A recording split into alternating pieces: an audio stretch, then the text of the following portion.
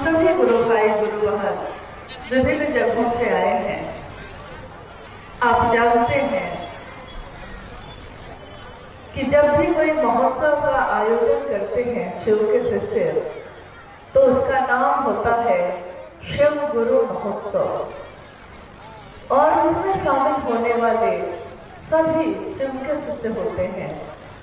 बहुत ऐसे भी होते हैं जिन्होंने आज और अभी शिव को अपना गुरु बनाया होगा। बहुत ऐसे भी होंगे जो सालों से महादेव को अपना गुरु बनाकर इस रास्ते पे चल रहे हैं। सबकी अपनी अपनी स्थिति है, अपनी अपनी परिस्थिति है। महागुरु महादेव, आदि गुरु महादेव, विश्व गुरु जगत गुरु महादेव, गुरुओं के गुरु भी महादेव, सदगुरुओं के गुरु भी महादेव। यानी गुरु और शिष्य परंपरा में जहां तक हमारी नजर जाती है, जहां तक हमारी दृष्टि जाती है, आदि गुरु के रूप में शिव दिखते हैं।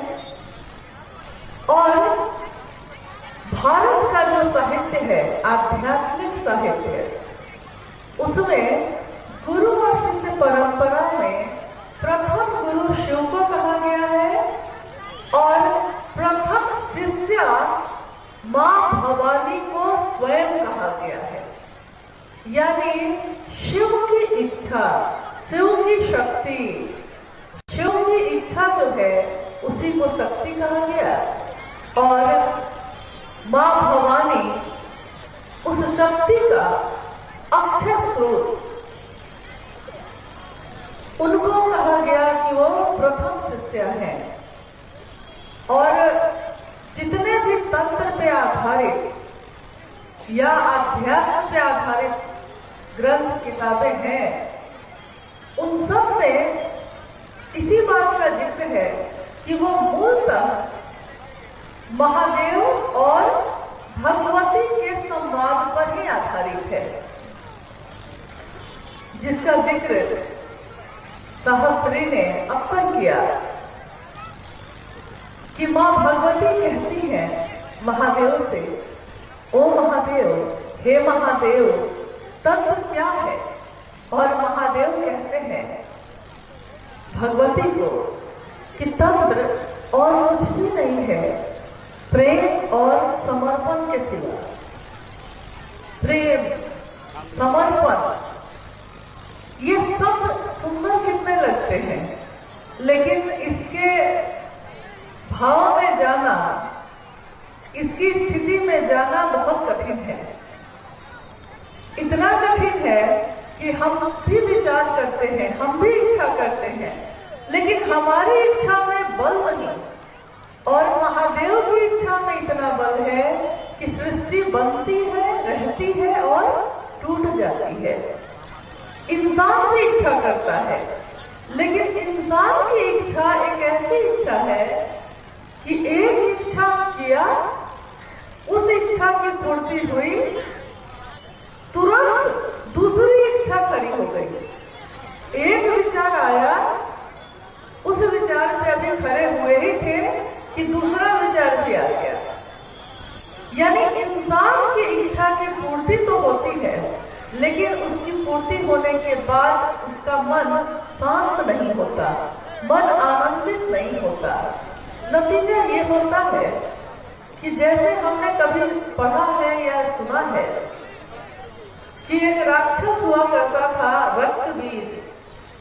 रक्त बीज को जब भी मारा जाता था तो जितनी रक्त की बूंद उसकी गिरती थी धरती पे, हर एक बूंद से उतने ही नए नए रक्त बीज पैदा हो जाते थे।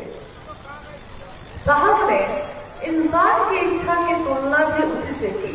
उन्होंने कहा कि मनुष्य की इच्छा जो है वो रक्त बीज की तरह खत्म ही नहीं होती। एक इच्छा की पूर्ति हुई नहीं कि दूसरी इच्छा खड़ी हो गई, और उस इच्छा की पूर्ति के बाद भी उसका मन शांत नहीं, उसका मन आनंदित रहे। तो आखिर कौन सी ऐसी जगह है, कौन सी ऐसी इच्छा है जिस इच्छा को करने के बाद इंसान को आनंद की प्राप्ति होती है, या उसका मन शांत हो जाता है, या उसके मन में जो ये रक्त बीज की तरह इच्छा पैदा हो रही है वो खत्म हो जाती है। एक ही इच्छा, एकमात्र इच्छा, उस परमात्मा से मिल जाए हम। और परमात्मा से मिलेंगे कैसे? कोई गुरु होगा। गुरु और शिष्य परंपरा में शरीरधारी गुरुओं की भी लंबी श्रृंखला है। बहुत जगहों पे आज भी शरीरधारी गुरु हैं। कुछ सही में अच्छे हैं, कुछ ऐसे गुरु तो आज भी हैं जो ईश्वर की तरफ चलने के लिए प्रेरित करते हैं। लेकिन पूरी तरह इस काम को करने में जो गुरु और शिष्य परंपरा चली आई है प्राचीन समय से, उसमें अब अभाव है, कमी हो गई। वैसे गुरु नहीं और वैसे शिष्य भी नहीं। आज जगत भारी है और शिव हल्के हो गए। तो स्वाभाविक है कि जब कोई भी शरीरधारी गुरु ऐसा नहीं है जो हमको शिव तक ले जाए, तो स्वयं शिव को ही उस कुर्सी पे बैठना पड़ा। नतीजा है कि ये हम सबका सौभाग्य ही है, परम सौभाग्य है कि इस जगत में हमारा आपका जन्म उस समय में हुआ जिस कालखंड में शिव स्वयं गुरु है और शिव के शिष्य साहब श्री हरिद्रानंद जी का अवतरण भी शरीर में हुआ। हमारी आपकी आंखों ने शिव की शिष्यता को मानव शरीर में उतरते देखा है, चलते देखा, लोगों में संचरित करते देखा है, और उनकी वाणी को हमने अपने इन कानों से सुना। हमारी आंख की एक क्षमता है, कुछ दूरी के बाद हम नहीं देख पाते। हमारे कान की भी क्षमता है, कुछ दूरी तक आवाज जाती है, लेकिन उसके बाद ये काम नहीं करती। आज इस मैदान में अगर ये माइक न लगा हो, ये लाउड स्पीकर न लगा हो, तो मैं कितने भी जोर से कहूं, थोड़ी दूर तक ही आवाज जाएगी, उससे ज्यादा नहीं जा सकेगी। यानी इन सारी चीजों की, देखने की, सुनने की, छूने की, सारी चीजों की, सारे ज्ञानेंद्रियों की एक क्षमता है। कुछ दूरी के बाद यह क्षमता खत्म हो जाती है। हम बोलते हैं कि अरे वो महादेव तो कण कण में है। इस सृष्टि की इच्छा में, यानी शीर्ष इच्छा में शिव की ही तो इच्छा है। कण कण में है वो शिव, लेकिन क्या हमारी आंखें उस शिव का दर्शन कर पाती हैं? हम देख पाते हैं, हम महसूस करते हैं, हम एहसास करते हैं, हाँ महादेव आप हैं। महादेव से जो हमारा रिश्ता है, एक शिष्य का भाव अपने गुरु के भाव से मिलता है, इस मिलन को हमारा दिल महसूस करता है। लेकिन ये हम देख नहीं पाते इन आंखों से। उसके लिए आंतर ही होना पड़ता है। कोई अगर शरीरधारी गुरु भी हो और कोई शरीरधारी शिष्य भी हो, उस गुरु का ध्यान भी जो शरीर में है, उसका ध्यान भी बंद आंखों से ही होता है। खुली आंखों से ध्यान नहीं हो पाता। और जगत गुरु शिव वो गुरु हो और हम शिष्य हो, तो उनका ध्यान भी मन से ही होगा, यानी आंतर गुरु ही होना होता है। शिष्य को अपने गुरु से मिलने के लिए अपने मन को उनके मन से जोड़ना होता है। गुरुमुख होना, गुरुमुख होना जो ये एक शब्द है, जो हमारे समाज में और हमारे संस्कृति में काफी प्रसिद्ध है ये शब्द, कि गुरुमुख हुए कि नहीं आप। गुरुमुख का अर्थ होता क्या है? गुरुमुख होना यानी मेरे मन का उस गुरु की तरफ उन्मुख हो जाना, मुड़ जाना। किसी विशेष दिशा में अगर एक व्यक्ति का विचार या उसकी इच्छा घनीभूत होती है, गहरी होती है, तो उस उस सोच में, उस विचार में, उस भाव में परिणाम होते हैं। शिव की इच्छा से ये सृष्टि बनी, ये दुनिया बनी, और शिव की ही इच्छा घनीभूत होकर इस धरती पे आई है। तो देखिए ये धरती कितनी सुंदर है। और जहां देखिए आज शिव की चर्चा हो रही है, तो इस स्थान पे, इस जगह पे बैठे उसी गीत के बोल याद आते हैं जो अक्सर साहब और मां नीलमानंद सुना करते थे। कभी कभी कोई ऐसे गीत हुआ कर किए जिसको उन्होंने काफी पसंद किया। उससे निकट एक बोल है कि बड़े अच्छे लगते हैं ये धरती, ये अंबर, ये नदियां, ये गुरु की चर्चा, ये साहब दीदी और तुम, वो जो शिव की बात करते हैं, वो जो शिव की बात सुनते हैं। आज हम में से हर एक व्यक्ति जब उस दिन को याद करता है जिस दिन हमने शिव को अपना गुरु बनाया था, हमारे साहब कहते हैं कि याद कीजिए कभी उस दिन को भी जिस दिन आपने शिव को अपना गुरु बनाया था। कितने अच्छे मन से बनाया था, क्या सोचा था। किसी ने आपसे कहा था कि महादेव को अपना गुरु बनाओ, शिव मेरे गुरु हैं, तुम्हारे भी हो सकते हैं, और आपने शिव को अपना गुरु बनाया था। महादेव आप मेरे गुरु हैं, हे शिव आप मेरे गुरु हैं, मैं आपका शिष्य हूं, मुझे शिष्य पर दया कर दीजिए।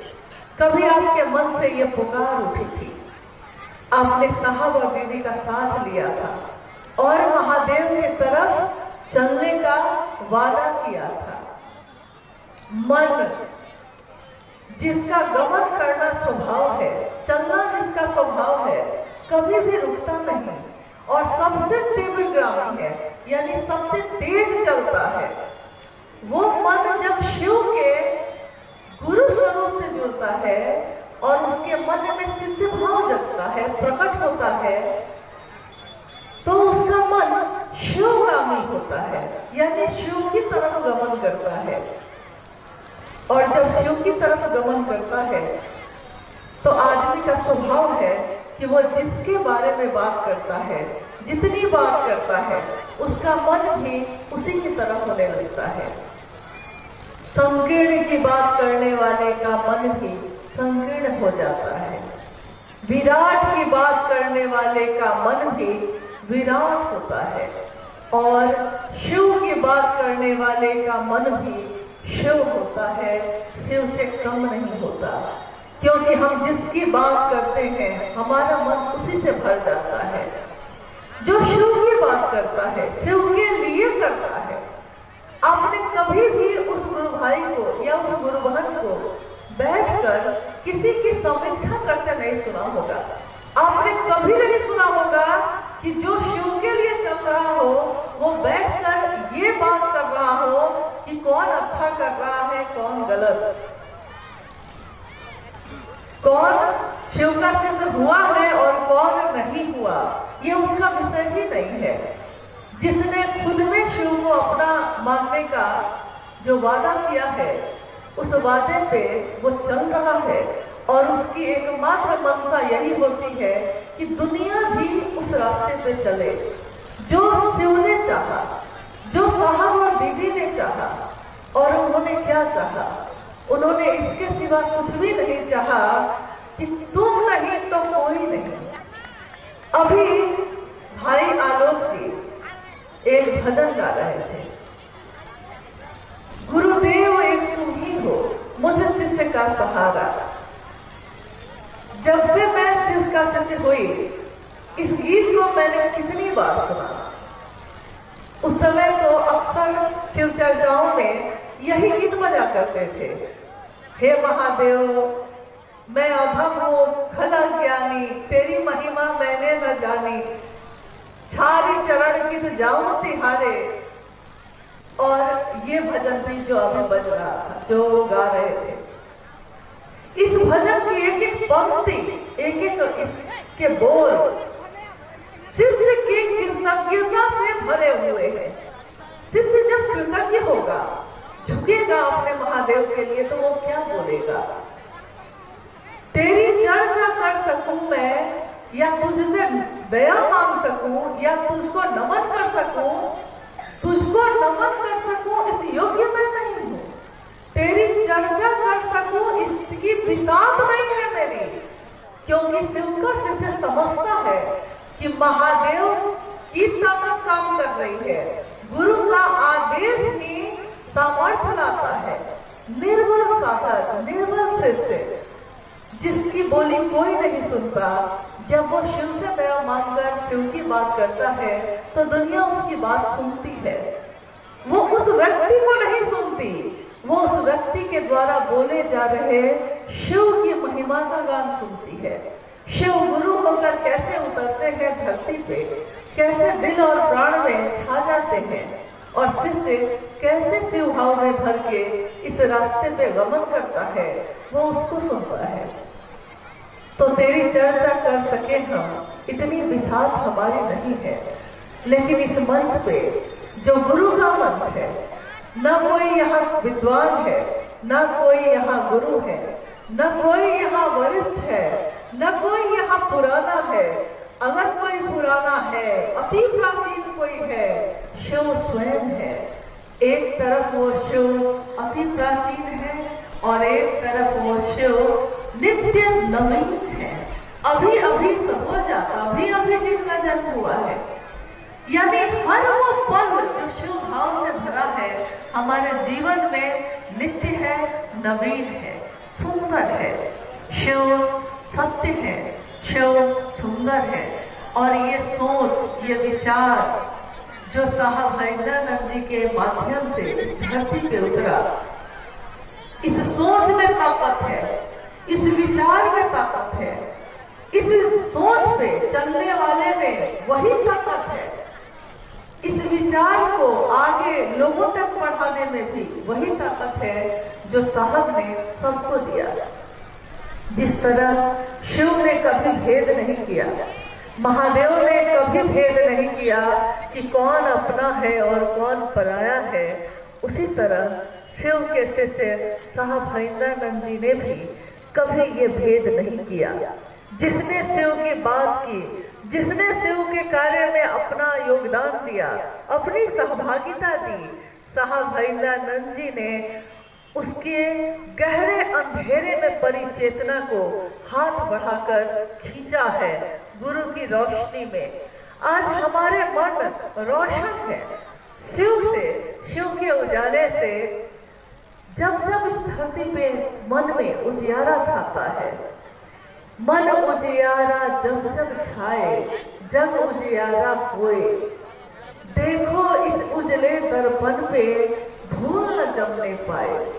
ये मन जो उजियारा हुआ है महादेव की दया से, हमारे कृत्य से, या किसी की बात से, या किसी के कुछ समझाने से हम ऐसा ना हो कि अपने रास्ते को भूलकर भटक जाए और जाना था इधर और जा रहे हैं इधर, ऐसा ना हो जाए। तो इस उजले मन पे, जिस मन में शिव का वास होता है, ऐसा ना हो जाए कि धूल जम जाए। इसके लिए महागुरु महादेव से हम सबको पहला सूत्र जिसमें दया मांगने की बात की गई है, दया मांगने की जरूरत है, ताकि महादेव की दया हो कि हमारा मन धरती के इन चीजों में ना फंसे।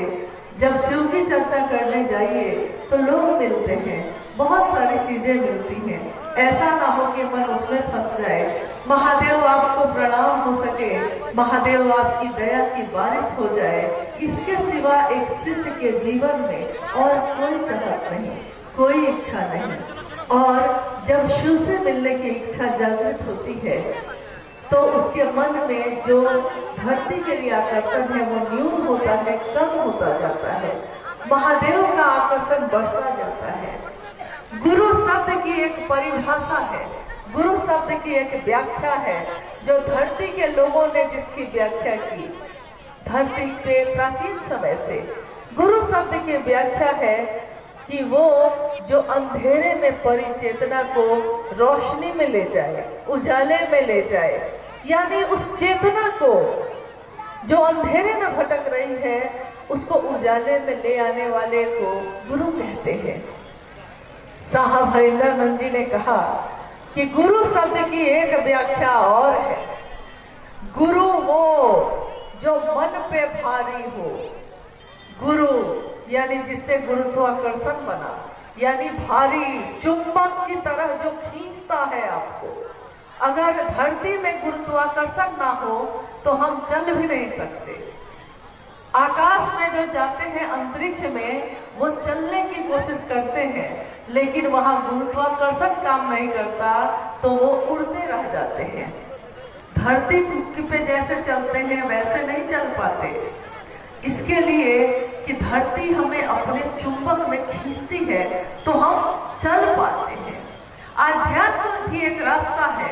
इस रास्ते पे चलने वाला तभी चल सकता है इस रास्ते पे जब गुरु का भाव उसके मन पे भारी हो। जगत के रिश्ते हल्के हो जाए और गुरु भारी हो जाए तो वो शिष्य जगत में रहते हुए भी, इस दुनिया में रहते हुए, तमाम परेशानियों और उतार चढ़ाव में रहते हुए भी उसके मन में हर पल महादेव की याद रहती है। महादेव की ही स्मृति। उन्हीं के बाद सुबह आंख खुली तो और रात में आंखें बंद होती है तब, और नींद में भी जिसके शिव हैं। साहब ने कहा ऋषि वही है, साधु वही है जिसकी नींद में भी शिव अवस्थित है। आइए हम सभी जो आज इस महोत्सव में शामिल होने आए हैं, अगर यहाँ के किसी गुरु भाई गुरुहन के द्वारा कोई जिज्ञासा आई हो तो जितना भर साहब से सुना है, जाना है, कितने जन्मों के लिए उतना ही पर्याप्त है, लेकिन तब भी उतना भर उत्तर देने का प्रयास करेंगे हम सभी। लेकिन इस मंच पे कोई विद्वान नहीं है। शिव स्वयं गुरु है और हम भी शिष्य हैं। शिष्य सीखता है, सीखने वाले को कहा जाता है शिष्य, और गुरु के अनुशासन में रहने वाले को कहा जाता है शिष्य। तो आइए हम कुछ जिज्ञासाओं पे भी बात करने की कोशिश करते हैं। जिज्ञासा है, साहब श्री को शिव चर्चा करने वाला संदेश कब और कैसे आया?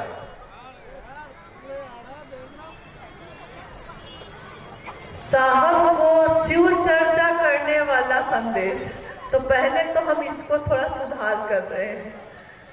साहब को शिव का संदेश आया था, लेकिन उस संदेश में ये आवाज आई थी कि तुम जो करते हो वो दूसरों को करने के लिए कहो। इसमें सिर्फ शिव की चर्चा नहीं थी,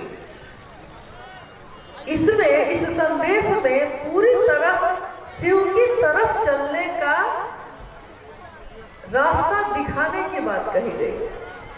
साहब ने एक बार कहा कि मैं शिव को गुरु बनाकर, यानी 1974 में उन्होंने शिव को अपना गुरु बनाया। शिव को गुरु बनाकर वो तो शिव की तरफ जा रहे थे, शिव उनके गुरु हुए, वो शिव के शिष्य हुए, और शिव का शिष्य शिव की तरफ चल रहा था। शिष्य अपने गुरु की तरफ ही चलता है, अपने गुरु से ही मिलता है। लेकिन शिष्य के जीवन में उस दिन परिवर्तन होता है जब उसके गुरु का आदेश आता है। और आपने तीनों सूत्रों में सुना होगा कि दूसरा सूत्र गुरु आदेशित कर्म कहा गया। कर्म यानी एक ऐसा काम जो गुरु के आदेश के अनुसार करना है, और इसी को करने में गुरु की दया भी छिपी है। गुरु दया गुरु आदेशित अनुसार करने भर से मिलती है। साहब उस समय मधेपुरा में मजिस्ट्रेट थे।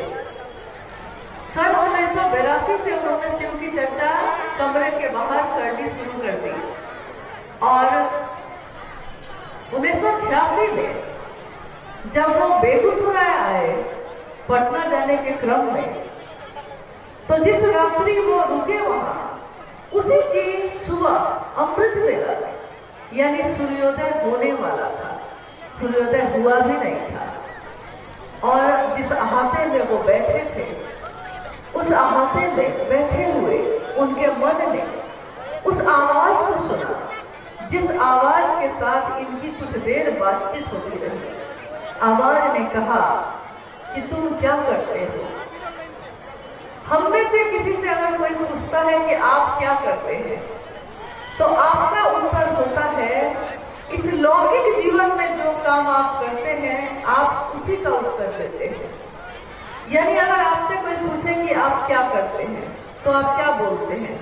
आप कहते हैं मैं मास्टर हूं, आप कहते हैं मैं डॉक्टर हूं, मैं इंजीनियर हूं, मैं किसान हूं, मैं मजदूर हूं।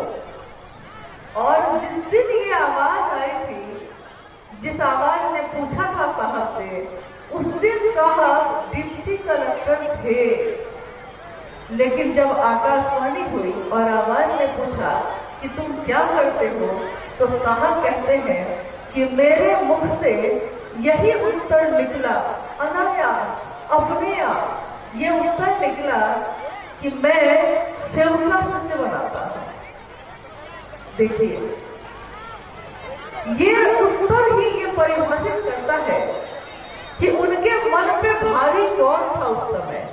अगर मन पे ये भारी होता कि मैं डिप्टी कलेक्टर हूं, तो वो उत्तर देते कि मैं डिप्टी कलेक्टर हूं। लेकिन उन्होंने उत्तर दिया मैं सेवका से बनाता हूं।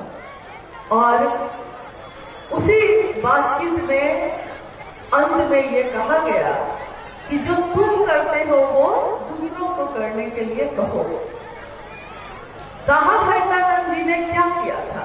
उन्होंने शिव को अपना गुरु बनाया था, और दूसरों को भी वो कहते थे कि तुम्हारे गुरु भी शिव हो सकते हैं। सिर्फ कहते नहीं थे, ये भी नहीं कहते थे कि मैं कहता हूं इसलिए मान जाओ। वो कहते थे, उस समय प्रारंभिक समय में, उस समय स्पीकर बनाए जाते थे, लोगों को दिए जाते थे, और शिव चर्चाओं में भी साहब ने यह कहा कि मैंने परीक्षा की है कि शिव आज भी गुरु हैं, आपकी परीक्षा प्रार्थनीय है। यानी मैंने सीधे विश्वास नहीं किया, मैंने अविश्वास में शिव को गुरु बनाया था। मैंने सीधे विश्वास नहीं किया था कि शिव गुरु है। मुझको तो लगा था कि यहाँ भी कुछ भी नहीं है, कुछ भी हासिल नहीं होगा। लेकिन महादेव ने ये एहसास कराया कि मैं आज भी गुरु हूं, लेकिन मेरे शिष्य ही नहीं बन रहे लोग, तो मैं करूं क्या? जगत गुरु शिव की कुर्सी पे बैठे हुए हैं शिव। जगत के लोग अगर शिष्य नहीं बनेंगे तो वो गुरु के रूप में कुछ भी नहीं कर सकते।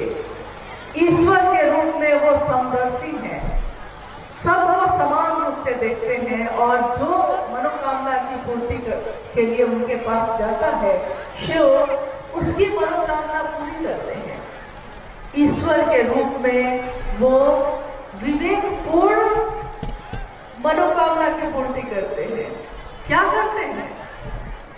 करुणा तो महादेव के कण कण में उन्हीं की करुणा है, लेकिन गुरु के रूप में वो दया करते हैं, और दया उनकी पाने के लिए, उनकी दया हो सके हम पे, इसके लिए शिष्य भाव देना होगा।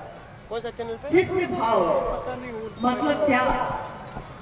पति है, पत्नी का भाव न हो, तो पति को तो भाव है, लेकिन अगर पत्नी का भाव ना होगा तो रिश्ता नहीं बन सकता। यानी दो सत्ता में पैदा हुआ, लेकिन एक नहीं हो सका, क्योंकि दूसरी तरफ वो भाव पैदा ही नहीं हुआ। माँ का भाव है, लेकिन अगर पुत्र का भाव ही नहीं है तो माँ और बेटे का रिश्ता नहीं हो सकता। दोस्त है, एक व्यक्ति दोस्ती का भाव लेकर खड़ा है, दूसरा दुश्मनी का भाव लेकर खड़ा है। दोस्ती भी नहीं हो सकती और पूरी तरह दुश्मनी भी नहीं हो सकती। यानी दो सत्ताओं में पैदा हुई चीज, लेकिन रिश्ता सामने है, उसके अनुसार अगर भाव पैदा नहीं हुआ तो भाव पे ही रिश्ते बनते हैं, रिश्ता नहीं बन सकता। गुरु और शिष्य परंपरा में गुरु भाव है उधर से, लेकिन शिष्य भाव अगर इधर से नहीं होगा तो गुरु और शिष्य का रिश्ता नहीं बन सकता। और ये भाव पे बने हुए रिश्ते हैं, भाव ना हो तो रिश्ता आगे बढ़ नहीं सकता। विचार कुछ देर के लिए तो ठीक होते हैं, विचार अगर गहरे होते हैं तो भाव बनता है, भाव गहरे होते हैं तो प्रेम बनता है, और प्रेम गहरा होता है तो भक्ति बनती है। मैंने सुना है, ये आपने भी सुना होगा। अक्सर मेरा मन ये सोचता है, आपका सोचता है या नहीं मुझको नहीं पता। साहब ने हमेशा कहा कि विचार दिमाग में पैदा होता है, विचार मस्तिष्क में प्रवेश करता है, लेकिन वो जैसे ही दिल में प्रवेश करता है भाव बन जाता है। विचार भाव में बदलता है, भाव भी गहरे होते हैं, बार बार ये भाव कि तुम मेरे हो मैं तुम्हारा हूँ, हे शिव आप मेरे गुरु हैं मैं आपका शिष्य हूँ, ये भी जिस दिन गहरा हो जाता है उस दिन प्रेम में बदल जाता है। विचार टूट सकता है, भाव भी टूट सकता है, लेकिन प्रेम नहीं टूटता। और प्रेम का भी, जब प्रेम भी गहरा होता चला जाए तो प्रेम का चरमोत्कर्ष कहा गया कि भक्ति होती है। भक्ति की क्या परिभाषा है इस दुनिया में ये मुझको नहीं मालूम, लेकिन जितना भर मैंने साहब के सानिध्य में रह के समझा है, भक्ति का तो अर्थ ये होता है कि भक्त अपने आराध्य के लिए समर्पित होता है। जो उसका इष्ट चाहता है वही भक्त चाहता है। लेकिन दुनिया में ऐसे दृष्टांत है, ऐसी कहानियां हैं जिसमें शिव के भक्त भी जो हुए उन्होंने भी शिव से मांगा, शिव से चाहा। क्या? जैसे उदाहरण है, रावण बहुत बड़ा भक्त माना गया शिव का, रावण शिव का भक्त, लेकिन उसने भी शिव से मांगा। भक्त है वो, भक्त तो उसमें खुश होता है जिसमें उसका इष्ट खुश है, जिसमें उसका आराध्य खुश है, लेकिन उसने भी मांगा। मांगा भी तो क्या मांगा? शिव को चाहा और मांगा भी तो क्या मांगा? तीनों लोगों का मैं अधिपति बन जाऊं, सोने की लंका में लिखो। सोने की लंका एक धरती की चीज है, मतलब सोने का मूल्य तो यही तक है, इसके आगे तो सोने का कोई मूल्य नहीं। इस धरती को देखिए ना, यहाँ भारत है तो रुपया चलता है, बस बगल में नेपाल है, वहां चले जाइए आपके रुपए का कोई मूल्य नहीं। एक धरती से थोड़ा देश बदल जाए तो रुपए का मोल खत्म हो जाता है, और सोने का क्या हो? तो मांगा उसने, तीनों लोगों का अधिपति बन जाओ, सोने की लंका में डूब जाए। महादेव तो महादेव है, जिसने जो चाहा है दिया है, ये जानते हुए भी दिया है कि सामने वाले का बहुत भला, लेकिन उसने मांगा है, भक्त मांगा है तो महादेव ने दे दिया। ज्ञान नहीं मांगा तो संभाल नहीं पाया। तो भक्त में भी जितने भी शिव के शिष्य हुए, कोई शिष्य ऐसा भी हुआ जो सूरज की रोशनी से जो सोने में यानी स्वर्ण बनाने वाले भी शिष्य हुए शिव के। ऐसे भी हुए जिन्होंने अपनी हड्डी का भी दान कर दिया। दधीची शिव के शिष्य, जब दुनिया के लोगों को, देवताओं को जरूरत पड़ी तो उन्होंने कहा कि मेरी हड्डी भी ले लो। ऐसे भी शिव के शिष्य हुए, शिव के भक्त हुए, शिव के शिष्य हुए। सबने शिव से मांगा, सबने शिव से कुछ न कुछ लिया। प्रेम का चरमोत्कर्ष भक्ति होती है, लेकिन भक्ति में भी मांगा, लिया। इस कालखंड में शिव के शिष्य साहब हरिंद्रानंद जी इस धरती पे आए। उन्होंने अपने जीवन से यह दिखाया कि न्यूनतम व्यवस्था में आनंद से रहा जा सकता है। अगर शिव तुम्हारे हैं तब, अगर महादेव तुम्हारे हो सकते हैं तब। और उन्होंने ये भी दिखा दिया अपने आचरण से, और कहा भी, मैंने शिव के लिए शिव को चाहा है। भक्त भी ऐसा नहीं कर सके, उन्होंने शिव को चाहा, लेकिन शिव से भी चाहा। और शिव के शिष्य साहब हरिंदरानंद जी ने शिव को चाहा तो शिव से कुछ नहीं चाहा, शिव को क्या दे सकते हैं ये चाहा।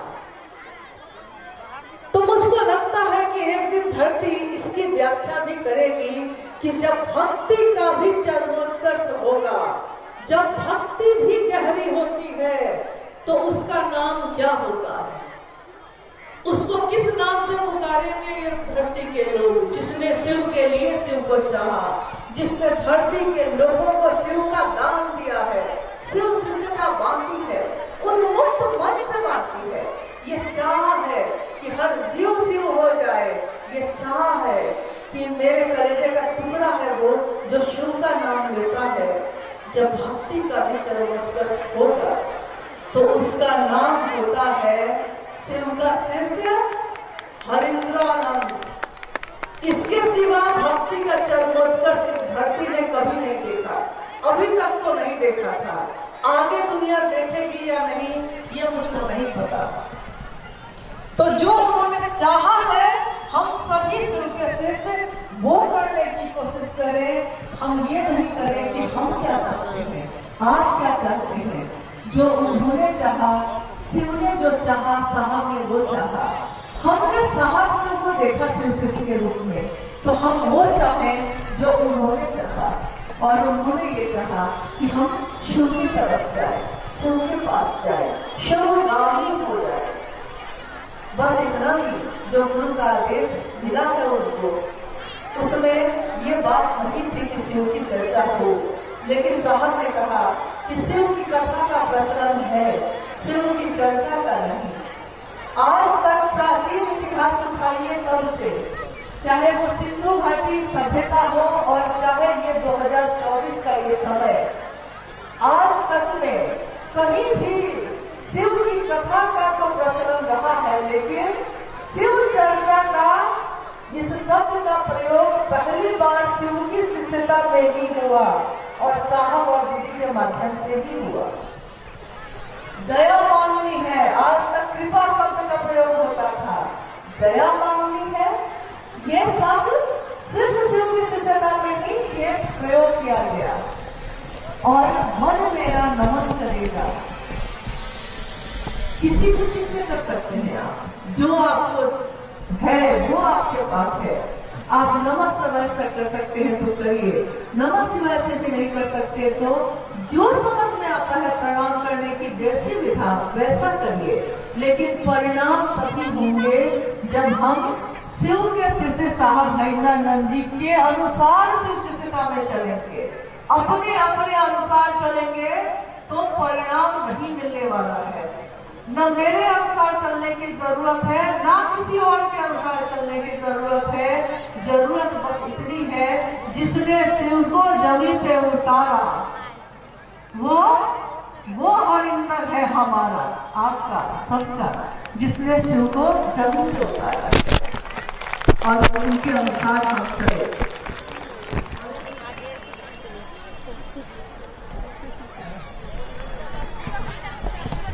मौसम तो खूबसूरत है, और खूबसूरत इसलिए है कि ये महादेव की दी हुई चीज है ना। भैया अनु जी ने कहा थोड़ी देर पहले कि 4-5 दिन पहले लगा कि जैसे पंडाल लगाना पड़ेगा।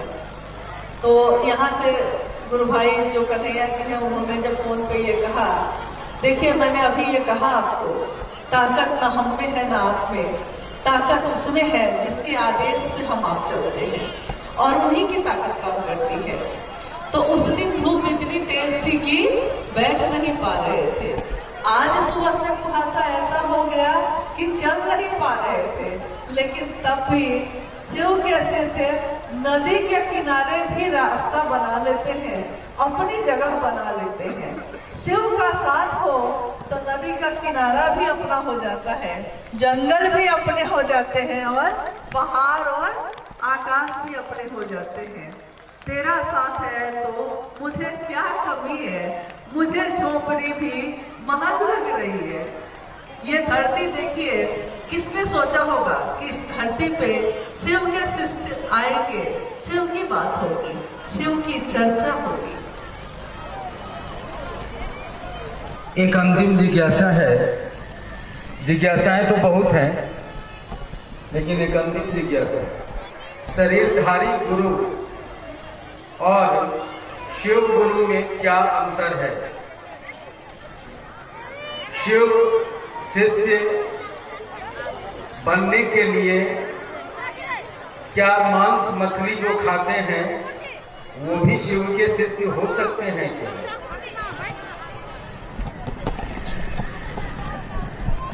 जिज्ञासा तो आपने सुन ही ली होगी। शरीरधारी गुरु में और जगत गुरु शिव में क्या अंतर है? शरीर में कोई भी आएगा, कुछ बंधन होंगे, कुछ नियम होंगे, कुछ कानून होंगे, कुछ न कुछ तो होगा। शरीरधारी गुरु भी शिव की तरफ लेकर चल सकते हैं। जैसे गुरु, सदगुरु और जगत गुरु की व्याख्या में जो साहब ने बताया, तो साधना से, मंत्रों के जप से, स्पर्श से, यानी छूकर या अपने पास बैठाकर या साधना बताकर या मंत्र का जप बताकर आपके मेरे मन को पूरी तरफ उन्मुख कर सकते हैं। लेकिन ये प्रक्रिया बहुत लंबी होती है और सबके लिए संभव नहीं। आज के इंसान के लिए तो और ज्यादा असंभव है, क्योंकि जिंदगी में हलचल बढ़ती जा रही है, चीजें बढ़ती जा रही हैं, भौतिक आकर्षण यानी जगत का आकर्षण बढ़ता जा रहा है। उसमें मन का शिव में ध्यान लगाना या आसन लगाना, और जैसा कि आप देख भी रहे हैं कि जहाँ भी ऐसी बात होती है तो कभी ऐसा हुआ करता था कि साधु जंगल में बैठ के तपस्या करते थे, लेकिन अब जंगल इतने कम हो गए कि साधु भी अब जगत में ही दिखते हैं। यानी इस हलचल में शिव का ध्यान हो जाए, ये बड़ा कठिन है, लंबी प्रक्रिया है, श्रम खाते हैं। और एक सीमा के बाद शरीरधारी कोई भी गुरु एक सीमा तक तो आपको लेकर जा सकते हैं, आगे उसके महादेव की दया ही आपको खींच सकती है। तो गुरु, सदगुरु और जगत गुरु की व्याख्या में साहब ने कहा कि जो जगत के गुरु की कुर्सी पे बैठे हैं महादेव, वहां कोई बाध्यता नहीं है कि तुम ब्रह्मचारी बन के आओगे तब मेरे शिष्य होगे। महादेव के पास ये बाध्यता खत्म। तुम किस जाति के हो, किस धर्म के हो, किस वर्ण, किस संप्रदाय के हो, महादेव यानी परम सत्ता के पास ये बाध्यता भी खत्म। क्योंकि जाति हमने और आपने बनाई, धर्म इंसान ने बनाए, महादेव ने नहीं। कोई काला है, कोई गोरा है, कोई अमीर है, कोई गरीब है, कोई कुछ है, कोई कुछ है, ये हमने आपने बनाए, महादेव ने नहीं। महादेव ने तो सबको अपना अंश ही दिया, सबके अंदर वो शिव का अंश ही है। तो महादेव ने तो कोई भेद नहीं किया। और वो एक ऐसी सत्ता है जहाँ कोई नियम खत्म हो जाते हैं, क्योंकि वहां अगर वो नियम लगाएंगे, जगत गुरु शिव अगर नियम लगाएंगे कि जो शाकाहारी है वो सिर्फ मेरे शिष्य बनेंगे, तो फिर बाकी तो छूट जाएंगे। वो अगर नियम लगाएंगे कि सिर्फ इस धर्म के लोग मेरे शिष्य बनेंगे, फिर वो जगत के गुरु नहीं होंगे। जगत का गुरु, देखिए ये किसी धर्म या संप्रदाय की बात नहीं हो रही। शिव की शिष्यता जाति, धर्म, संप्रदाय से परे की चीज है। कोई भी गुरु, परंपरा, इन चीजों से परे की चीज ही होती है, चाहे वो शैक्षणिक गुरु हो, चाहे वो आध्यात्मिक।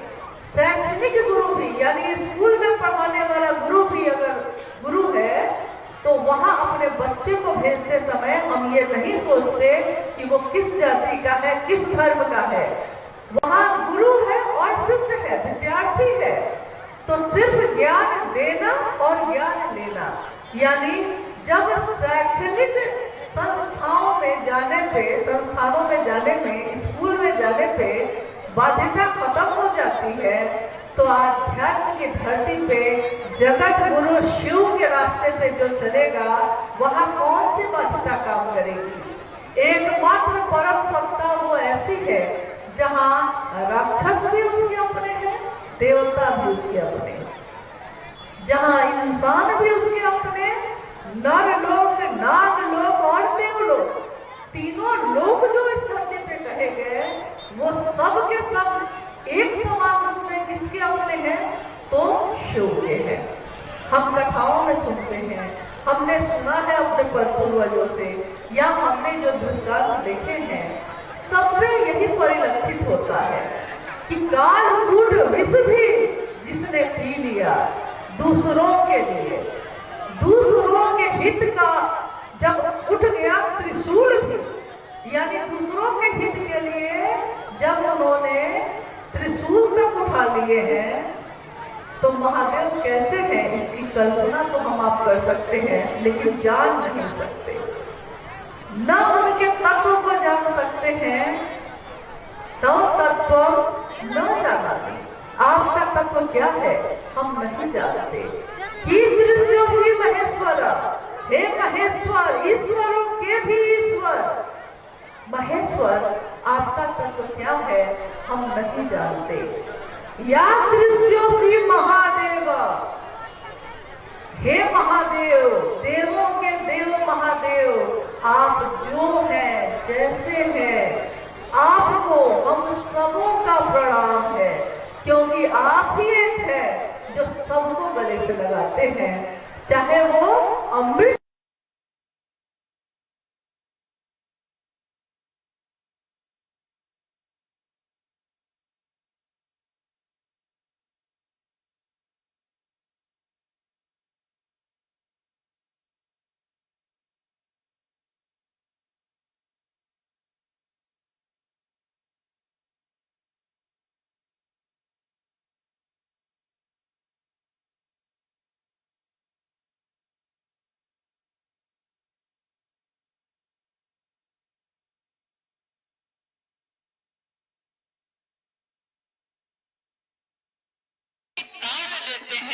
शंभु अरे उरग, उनके बल जा गलहार लेंगे शंभु। उरग यानी सांप, सांप भी जो तिरछा चलता है, सांप भी जो जहर रखता है, सांप भी जिसकी प्रवृत्ति है आप बचाइएगा और वो आपको डस लेता है, उसकी ये प्रवृत्ति है। लेकिन वो भी सीने के बल जब महादेव के पास जाता है, महादेव उसको अपने गले में धारित करते हैं। तो हम सबके गुरु शिव, जगत के गुरु शिव जब ऐसे हैं, तो कोई भी गुरु अपने शिष्य को अपने जैसा बनाता है। कोई अगर निंदा करता है तो निंदक नियरे राखिए। अगर आपको लगता है कि कोई आपकी निंदा कर रहा है, कोई आपको कुछ कहता है, कोई आपको कुछ कहता है, जबकि वो आपको जानता भी नहीं, हो सकता है कोई मुझसे मिला भी ना हो सकता है कोई बात भी नहीं किया हो, वो जानता भी नहीं, लेकिन बहुत दूर बैठ के कोई किसी के बारे में कोई धारणा बना लेता है, कोई आपकी निंदा करता है, कोई आपका मजाक उड़ाता है। लेकिन याद रखिएगा वो भी शिव का ही है, इसलिए शिव के शिष्यों के लिए वो भी प्यारा है, क्योंकि वो भी याद दिलाता है महादेव की। वो मेरी निंदा करेगा तब ना मुझको याद आएगा कि महादेव के कारण ही शिवलिंग पे सांप लिपटा है तो पूजा होती है, धरती पे जाने वालों की पूजा नहीं होती। महादेव से लगे रहो रे भाई, तेरा बनत बनत बन जाए। इस धरती पे जहां आज महादेव की बात हुई और हम सब यहाँ आए, हमारा आपका आना, महादेव की चर्चा होना,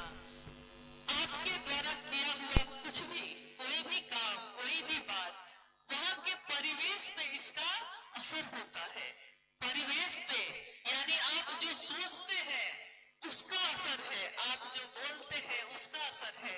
तो आज की ये शिव की चर्चा जो साहब और दीदी के उद्देश्य को पूर्ण करने के लिए आगे बढ़ रही है, ये सफल हो, हमारा आपका आना इतना भर भी कर सके अगर कि आपके मन में फैले अंधेरे को थोड़ा भी दूर कर पाए, अगर हमारे आपके मन में महादेव के प्रति थोड़ा भी जागरण हो जाए, अरे शिव भाव जागे थोड़ा तो ध्यान तो खुद ही हो जाता है, दया भी मांग ही लेते हैं और शिव का ध्यान भी कर ही लेते हैं, शिव चर्चा में नमन भी हो ही जाता है। लेकिन शिव भाव जगे तो थोड़ा आपके ऊपर है कि आप धरती पे महादेव का झंडा बुलंद करेंगे या महादेव का नाम कलंकित होगा, क्या होगा।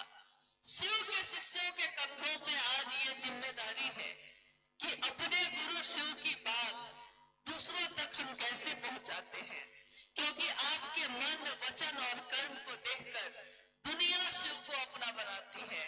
तो थोड़ा ध्यान जो दूसरों पे हम देते हैं कि वो क्या कर रहा है, वो क्या कर रहा है, कभी कभी अपनी तरफ भी देखना होगा हम लोगों को कि क्या मैंने जो शिव के लिए बात कही थी, मैंने जो अपने साहब से ये वादा किया था, हाँ आपने कहा है और शिव मेरे गुरु होंगे, क्या मैं खुद उस रास्ते पे चल रही हूँ?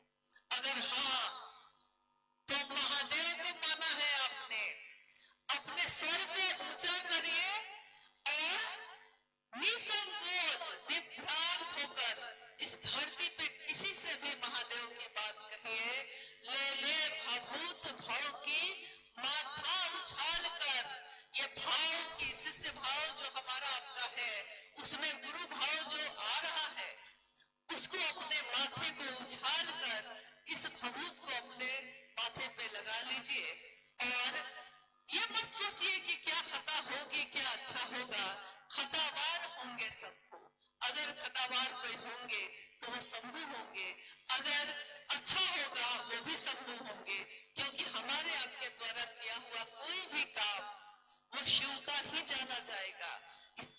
इसलिए थोड़ा महादेव से दया मांगिए, महादेव से, साहब और दीदी से आशीर्वाद की याचना के साथ कि इसी धरती पे एक दिन लगभग 9 वर्ष पहले साहब के साथ हम लोग आए सेसरी, और आज भी अपने साहब के साथ, क्योंकि उनके विचार जहाँ जाते हैं वो खुद वहां जाते हैं, अपने साहब के साथ हम सभी आए हैं।